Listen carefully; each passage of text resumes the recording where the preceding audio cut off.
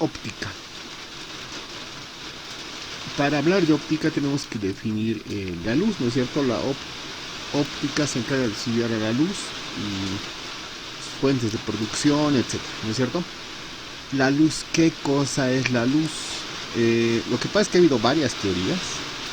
Una de las principales teorías que podemos citar de referencia así antiguamente era la que decía Newton. Newton, que decía, la luz se compone de partículas pequeñas, y esas partículas pequeñas, imaginamos que hay una velita. La velita emite partículas, esas partículas se dispersan y se botan, digamos, en un espejo o en una maderita, en una mesa, se botan y llegan a tus ojitos, y por eso es que ves. Eso era la luz, ¿ya? Desde el punto de vista de Newton, ¿no? Tenía una naturaleza corpuscular, había unos cuerpitos. Ha ido avanzando la tecnología y han dicho, no, está equivocado esa teoría. Lo que pasa es que la luz son ondas que emite una fuente de luz, igual la velita, digamos. Esas ondas rebotan y llegan a los ojos y perturban un medio y llegan a tus ojitos, ¿no? Eso es, han dicho que son ondas. Ambas teorías tienen su sustento científico y tenían su nivel de validación, ¿no es cierto? Pero lo que pasa es que ambas no cumplían teóricamente con varias características que tendrían que tener, ¿no es cierto? Desde el punto de vista físico, desde el punto de vista matemático. Avanzamos en la historia, avanzamos en la ciencia, la tecnología, y ¿qué nos dice la teoría actual de la luz? Fíjense, no hemos avanzado gran cosa. Teoría actual acerca de la naturaleza de la luz. La naturaleza de la luz tiene una naturaleza dual. Dual, ¿cómo es de dual? Es decir, que para algunos fenómenos se comporta como corpúsculos, o sea que se ubican los fotones. O sea que estamos volviendo a la teoría de Newton. Y en otros casos se comporta como una onda electromagnética. ¿Qué cosa es una onda electromagnética? Una onda electromagnética es una onda de naturaleza eléctrica y de naturaleza magnética. Por eso es electromagnética. Se compone de ondas eléctricas y magnéticas, y están juntas ambas, ¿ya? Bueno, en sí tiene una naturaleza, la luz tiene una naturaleza corpuscular y tiene una naturaleza de onda electromagnética, ¿ok? Ahora, ¿cómo es que para algunas cosas se comporta como corpúsculos, como algo sólido, y para otros se comporta como onda? Chicos, esto es ya física cuántica. Es bien complicado de explicar, para lo cual para intentar explicar eso, ¿no? Les presento un video que está en el YouTube, se lo pueden buscar y veremos a verles para entender esto. Atentos. Demora 4 minutos, no es largo. Y aquí tenemos al padre de todos los misterios cuánticos. El experimento de la doble ranura, que tiene muy mala fama. Para entender este experimento, primero tenemos que ver cómo actúan las partículas o las bolitas de masa. Si disparamos al azar un objeto pequeño, canicas por ejemplo, hacia la pantalla, vemos reflejado un patrón en la pared de detrás en la que han rebotado tras pasar por la ranura.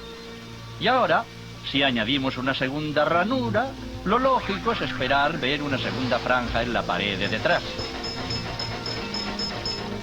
Ahora, probemos con ondas. Las ondas alcanzan la ranura, se propagan y llegan a la pared de detrás, donde tienen mayor intensidad justo enfrente de la ranura. La franja de resplandor demuestra precisamente esa mayor intensidad. Es un efecto similar al de la franja que dibujan las canicas. Pero cuando añadimos la segunda ranura, ocurre algo distinto. Si la parte superior de una onda choca con la inferior de otra, se eliminan entre ellas. De esta forma, en la pared obtenemos un patrón de interferencias. Donde chocan las dos partes superiores hay más intensidad, las líneas resplandecientes, y donde se eliminan no hay nada. Así pues, cuando lanzamos algo, es decir, materia, a través de dos ranuras, obtenemos esto, dos franjas de golpes. Pero con ondas, el resultado es un patrón de interferencias con muchas franjas. Muy bien, de momento. Vamos a ponernos cuánticos. Un electrón es un pedacito minúsculo de materia, como una canica diminuta. Lancemos una ráfaga a través de una ranura. Se comportan como las canicas, solo una franja. Si lanzamos estos pedacitos minúsculos a través de dos ranuras, tendrían que dibujarse, como en el caso de las canicas, dos franjas. ¿Qué? Un patrón de interferencias. Hemos lanzado electrones, pedacitos de materia. Pero aparece un patrón como con las ondas, no como con las canicas. ¿Cómo? ¿Cómo pueden trozos de materia generar un patrón de interferencias como una onda? No tiene sentido. Pero los físicos son muy inteligentes y pensaron, quizá las bolitas rebotan unas contra otras y crean ese dibujo. Y decidieron lanzar los electrones de uno en uno. Así no podían afectarse unos a otros. Pero estuvieron así una hora y vieron aparecer el mismo patrón de interferencias. No podemos ignorar la conclusión. Cada electrón sale como partícula. Se convierte en una onda de posibilidades, pasa por las dos ranuras e interfiere consigo mismo hasta que golpea la pared como partícula. Pero matemáticamente es aún más curioso. Pasa por las dos ranuras y por ninguna. Pasa por una y por la otra.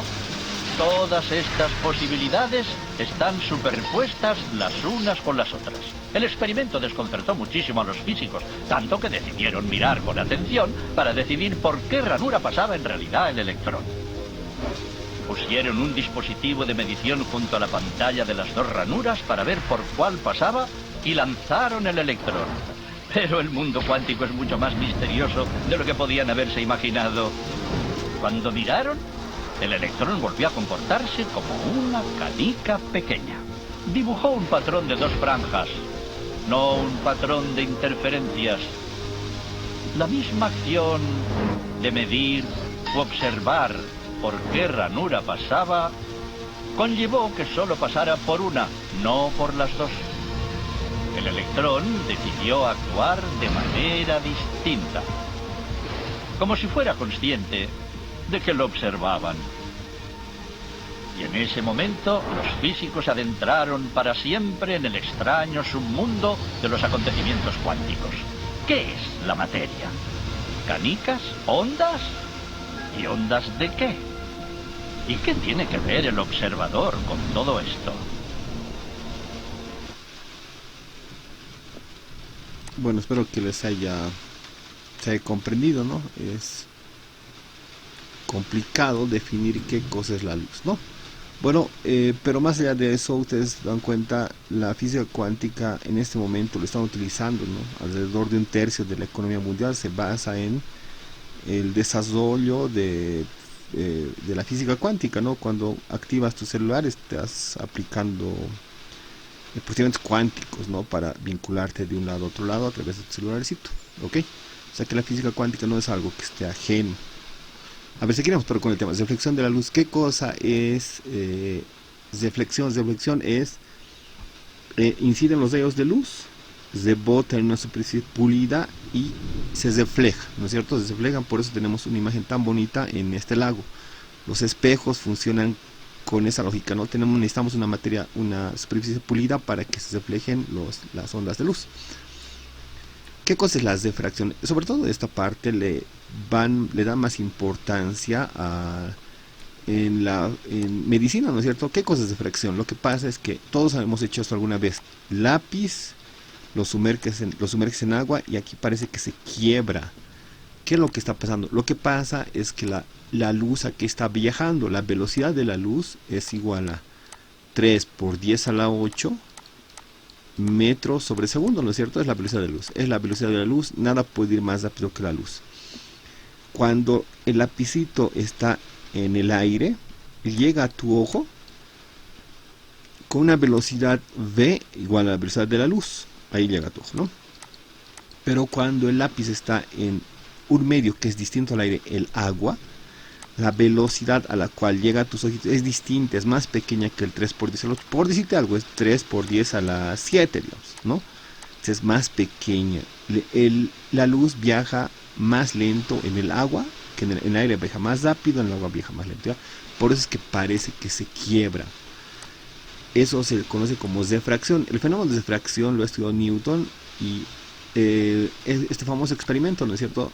Teníamos un prisma, entraba en un cuarto oscuro un rayo de luz blanca del sol y se difractaba, se descomponía en todo el espectro de luz visible, ¿no es cierto? La luz blanca se compone de todos los colores que conoces, ¿no es cierto? Violeta, azul, celeste, rojo, verde, rojo, etcétera, ¿no es cierto? Así. Entonces, para eso sirve la difracción. La difracción se utiliza para descomponer la luz, para cambiar la dirección de un rayo luminoso, etc. ¿Ok?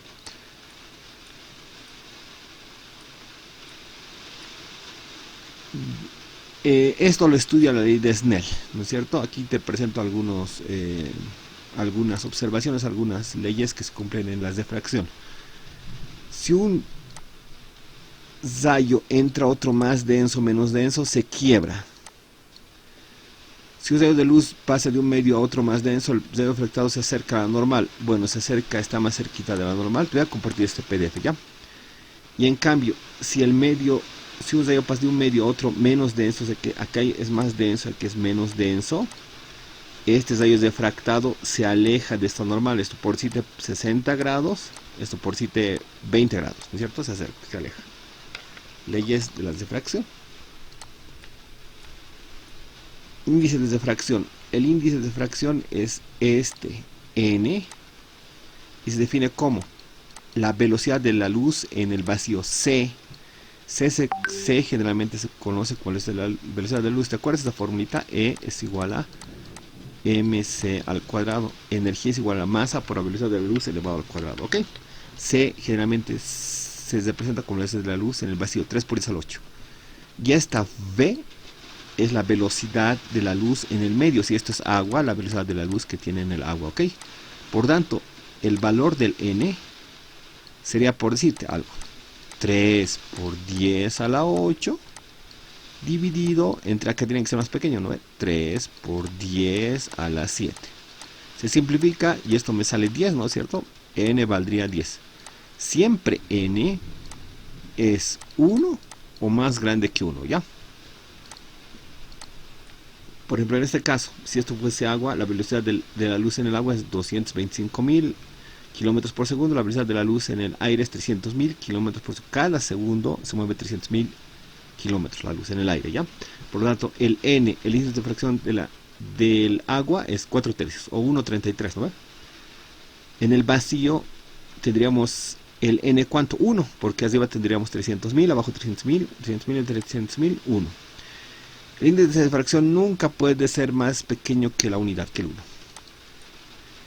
Leyes de la difracción y la ley de Snell. El rayo incidente y la normal de rayo se encuentran en el mismo plano. ¿Cómo es eso de que están en el mismo plano?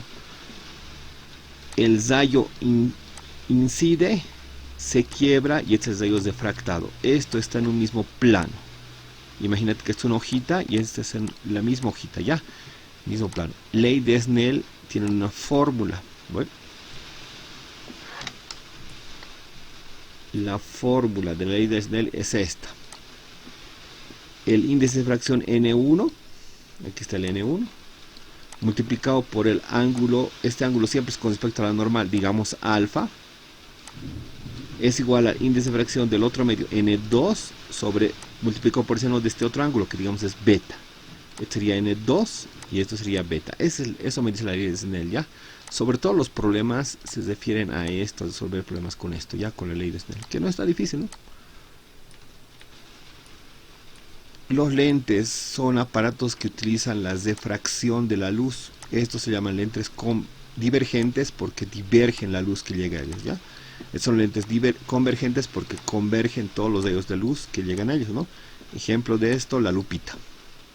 Esta no es muy práctico, ¿no? Para algunas cosas utiliza, pero no es, el convergente es el más práctico. Los elementos de una lente son centro óptico, centros de curvas, radios de curvatura y eje principal. Lo vas a leer, te voy a pasar el PDF. El foco y la distancia focal, ya. Estos son importantes. Esto se llama foco y es la distancia focal. El foco es donde todos los rayos convergen. Pues generalmente se le pone F mayúscula y la distancia focal F minúscula. Y cuando un lente es divergente también tiene foco y distancia focal, por si acaso, ¿ok? Como está en la gráfica. Construcción de imágenes, métodos gráficos. Hay 3 reglas. Primera, segunda. Generalmente las 2 primeras es suficiente. Pero si no se define con estas 2, utilizamos la tercera, ¿ya? Para dibujar la imagen de un objeto que se forma debido a la lente, se utilizan esas 3 leyes. Un rayo paralelo al eje principal, luego de atravesar por la lente y refractarse, pasa por el foco principal. Todos los rayos siempre pasan por el foco, ¿ok? Un rayo luminoso que pasa por el centro óptico no se desvía. Siempre que pasa un rayo luminoso por el centro óptico no se desvía. Eso veremos de manera práctica. ¿Cómo es esto? Tengo una lente. Tengo esto que se llama el objeto. Generalmente se le pone una flechita, a veces se le coloca un arbolito. La idea es que haya la manera de ver qué parte es la cabeza, qué parte es la cola, ¿ok? Es el objeto.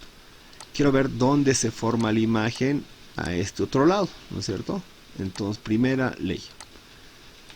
Trazamos un rayo paralelo a esto que se llama el eje principal. Cuando pasa por el lente se quiebra y pasa por este foco. Ahí está. Ya dibujamos una línea. Vamos a este puntito que está en la cabecita de la flecha, lo vamos a reflejar acá. Para definir ese punto necesito 2 líneas. Segunda ley, que pase otra vez por ese punto y que pase por el centro óptico, que es esto, y no se quiebra. Lo dejamos recto. En este caso, si pasa por el centro óptico, no se quiebra. Aquí, ¿ves? Se unieron esos dos puntitos acá y acá se va a formar la imagen, ¿ok? Esto lo llamamos imagen. Objeto es imagen. La lente divide 2 sectores. Esto se llama zona virtual y esto se llama zona real. La imagen, por lo tanto, es el caso B, que ya lo conoces. Cuando el objeto está más allá del doble de la distancia focal, aquí está. La imagen es real, invertida y más pequeña. Estamos en ese caso, ¿ok? Siguiente ejemplo. Igual, objeto, quiero ver acá cómo se refleja la imagen.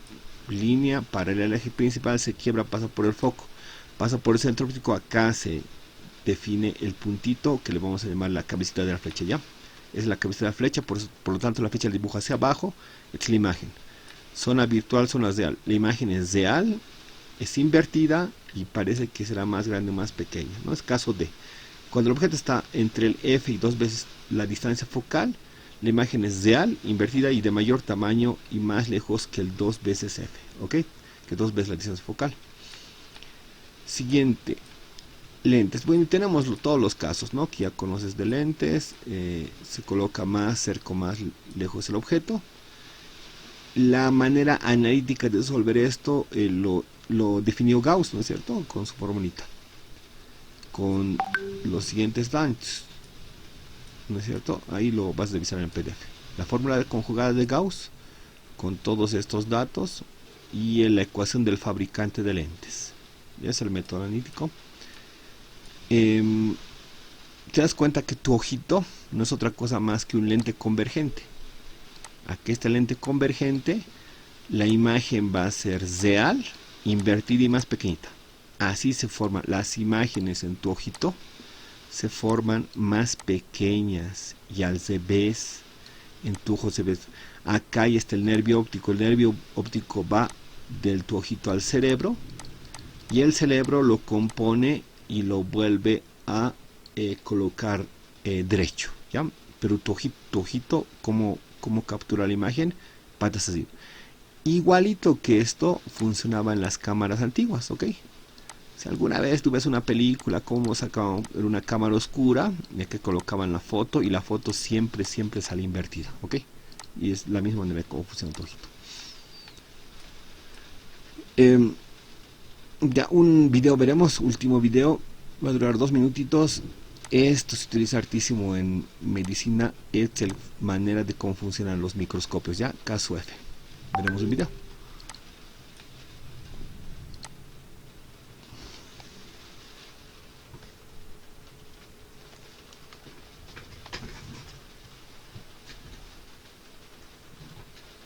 El microscopio es un dispositivo que nos permite obtener imágenes muy aumentadas de objetos muy pequeños. Los elementos ópticos básicos de un microscopio son dos lentes o grupos de lentes convergentes, el objetivo y el ocular. El objetivo debe tener una distancia focal muy corta. En pantalla aparecen el foco y la distancia focal dibujados por ambos lados. Es preciso colocar el objeto a examinar solo ligeramente más alejado del objetivo que el foco de la izquierda. Para determinar la imagen formada por el objetivo debemos trazar los dos rayos habituales, el rayo paralelo al eje y el rayo al centro del objetivo. Como vemos, la imagen es real, invertida y mucho mayor que el objeto. Esta sería la imagen que el objetivo forma de la bacteria completa. Vamos con el ocular. Su distancia focal y la longitud del tubo del microscopio se eligen de modo que la imagen formada por el objetivo diste del ocular un poco menos que la focal de este, en realidad menos de lo que sugiere esta animación. El ocular crea una imagen de la imagen que formó el objetivo.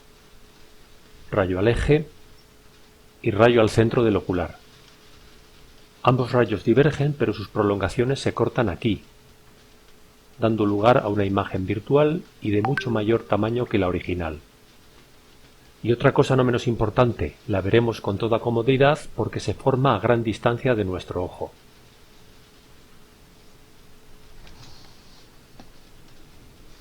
Y así es como funciona el microscopio. El espectro electromagnético lo constituyen todas las ondas que tienen naturaleza electromagnética. ¿Cuáles son estas? Ondas de radio, microondas, infrarrojo, luz visible, rayos ultravioleta, rayos X, rayos gamma. Por ejemplo, ¿cuál es la diferencia entre ondas de radio y rayos gamma? Lo único es que si te das cuenta acá, la frecuencia de estas ondas que están a este lado del espectro electromagnético es una frecuencia baja. Conforme nos vamos alejando, la frecuencia se vuelve cada vez más grande.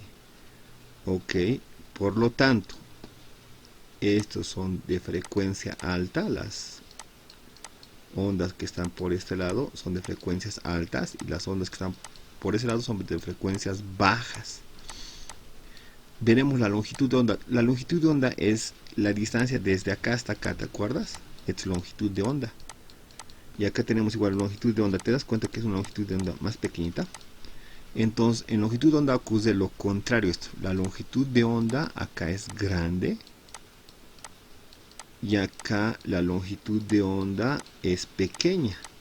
¿Ok? Toditas estas viajan a la velocidad de la luz. ¿A qué velocidad viajan las ondas radio? Velocidad de la luz, microondas, velocidad de luz, toditas son las ondas, la velocidad de la luz, ¿ya? Imagínate que la velocidad de la luz, que no sea 3 por 10 al 8, que sea 10. 10, ¿ok? ¿Qué significa que la frecuencia es baja? La frecuencia es baja, por lo tanto la frecuencia, ¿qué te parece? Parece 1 Hz. Longitud de onda grande tendría que ser 10. ¿Por qué? Porque te acuerdas de esta fórmula. Velocidad es longitud de onda multiplicado por frecuencia. Sí o sí, la velocidad de la onda sí o sí es 10. 10 por 1, 10. Frecuencia baja, longitud de onda grande. Nos vamos a este otro lado. Frecuencia alta, ¿qué te parece que sea 10? Longitud de onda pequeñita, ¿qué te parece 1? La velocidad en este caso igual sería 10 por 1, 10. ¿Ok? Siempre la velocidad de todas estas ondas van a ser de la luz, de la luz, de la luz. ¿Ok? Pregunta. ¿Qué cosa puedes ver del espectro del electromagnético?